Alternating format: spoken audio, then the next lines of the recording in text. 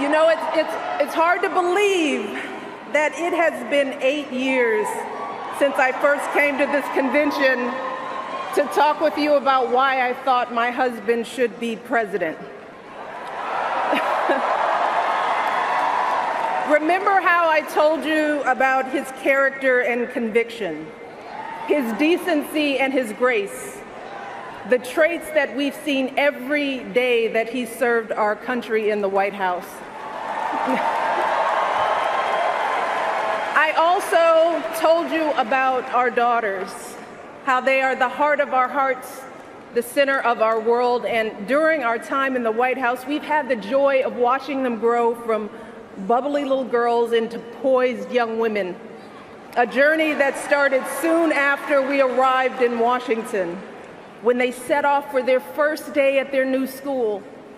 I will never forget that winter morning as I watched our girls, just 7 and 10 years old, pile into those black SUVs with all those big men with guns. And I saw their little faces pressed up against the window, and the only thing I could think was, what have we done? See, because at that moment, I realized that our time in the White House would form the foundation for who they would become, and how well we managed this experience could truly make or break them. That is what Barack and I think about every day as we try to guide and protect our girls through the challenges of this unusual life in the spotlight.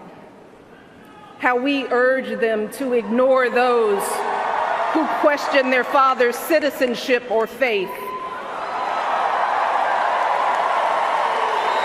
How we insist that the hateful language they hear from public figures on TV does not represent the true spirit of this country.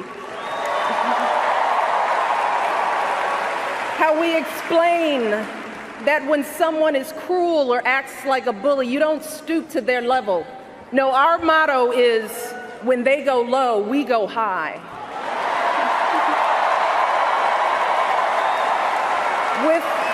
With every word we utter, with every action we take, we know our kids are watching us. We as parents are their most important role models. And let me tell you, Barack and I take that same approach to our jobs as President and First Lady, because we know that our words and actions matter, not just to our girls, but to children across this country. Kids who tell us, I saw you on TV, I wrote a report on you for school. Kids like the little black boy who looked up at my husband, his eyes wide with hope, and he wondered, is my hair like yours? And make no mistake about it, this November when we go to the polls, that is what we're deciding. Not Democrat or Republican, not left or right. No, in this election and every election is about who will have the power to shape our children for the next 4 or 8 years of their lives.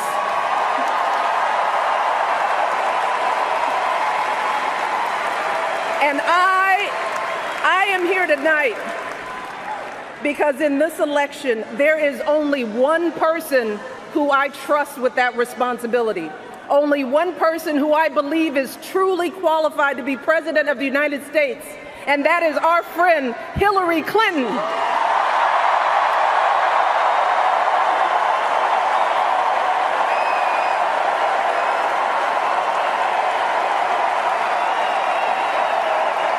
That's right. See, I trust Hillary to lead this country because I've seen her lifelong devotion to our nation's children. Not just her own daughter, who she has raised to perfection, but every child who needs a champion. Kids who take the long way to school to avoid the gangs. Kids who wonder how they'll ever afford college. Kids whose parents don't speak a word of English but dream of a better life. Kids who look to us to determine who and what they can be. You see, Hillary has spent decades doing the relentless, thankless work to actually make a difference in their lives. advocating for kids with disabilities as a young lawyer, fighting for children's health care as First Lady, and for quality child care in the Senate. And when she didn't win the nomination 8 years ago, she didn't get angry or disillusioned.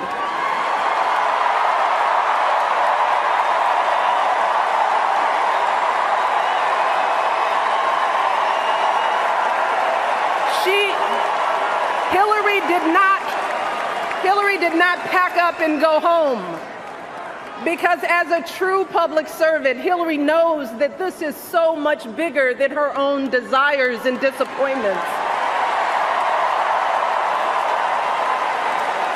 So she proudly stepped up to serve our country once again as Secretary of State, traveling the globe to keep our kids safe.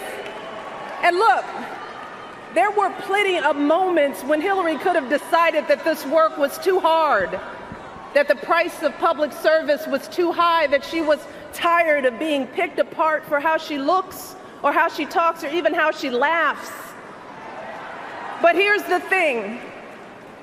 What I admire most about Hillary is that she never buckles under pressure. She never takes the easy way out. And Hillary Clinton has never quit on anything in her life.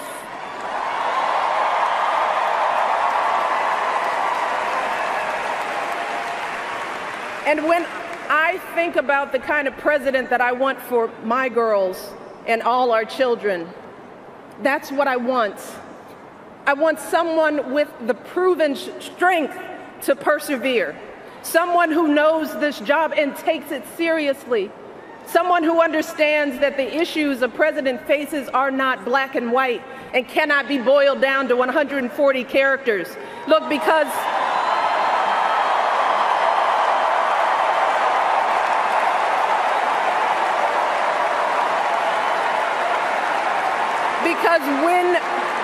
when you have the nuclear codes at your fingertips and the military in your command, you can't make snap decisions.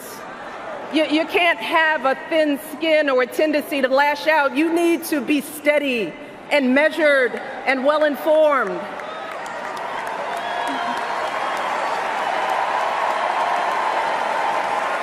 I want a president with a record of public service, someone whose life's work shows our children that we don't chase fame and fortune for ourselves. We fight to give everyone a chance to succeed. And we give back even when we're struggling ourselves, because we know that there is always someone worse off. And there, but for the grace of God, go I. I want a president who will teach our children that everyone in this country matters. A president who truly believes in the vision that our founders put forth all those years ago, that we are all created equal, each a beloved part of the great American story. And when crisis hits, we don't turn against each other. No, we listen to each other. We lean on each other, because we are always stronger together.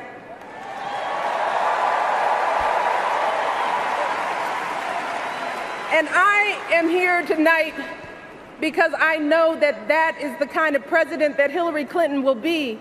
And that's why in this election, I'm with her.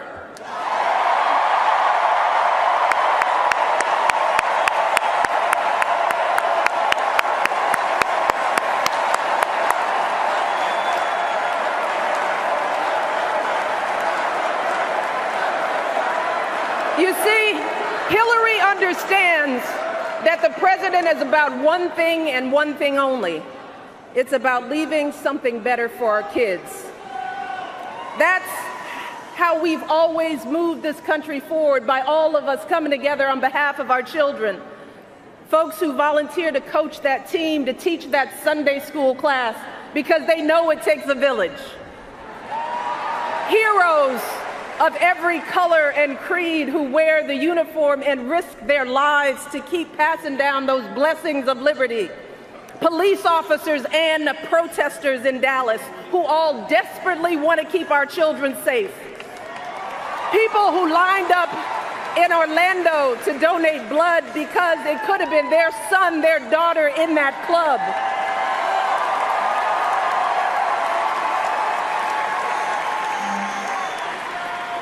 Leaders like Tim Kaine,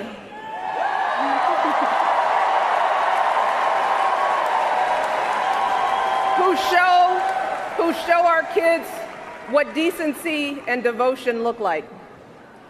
Leaders like Hillary Clinton, who has the guts and the grace to keep coming back and putting those cracks in that highest and hardest glass ceiling until she finally breaks through, lifting all of us along with her.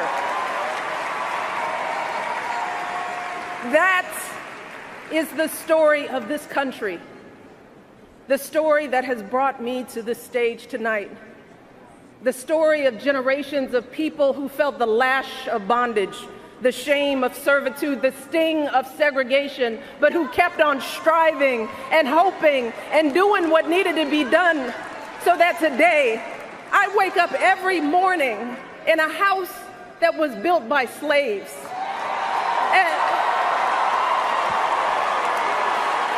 And I watch my daughters, two beautiful, intelligent black young women, playing with their dogs on the White House lawn.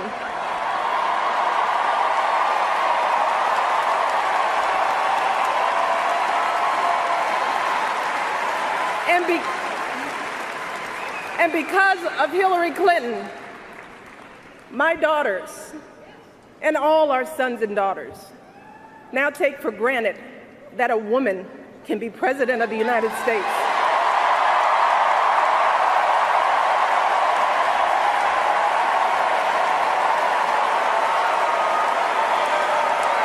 So look,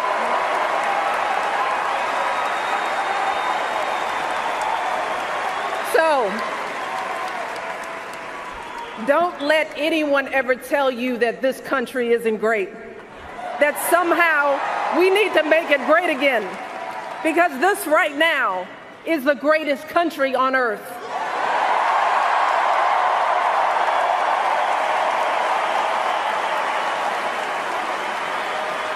And as my daughters prepare to set out into the world, I want a leader who is worthy of that truth, a leader who is worthy of my girls' promise and all our kids' promise, a leader who will be guided every day by the love and hope and impossibly big dreams that we all have for our children. So in this election, we cannot sit back and hope that everything works out for the best. We cannot afford to be tired or frustrated or cynical. No, hear me. Between now and November, we need to do what we did 8 years ago and 4 years ago.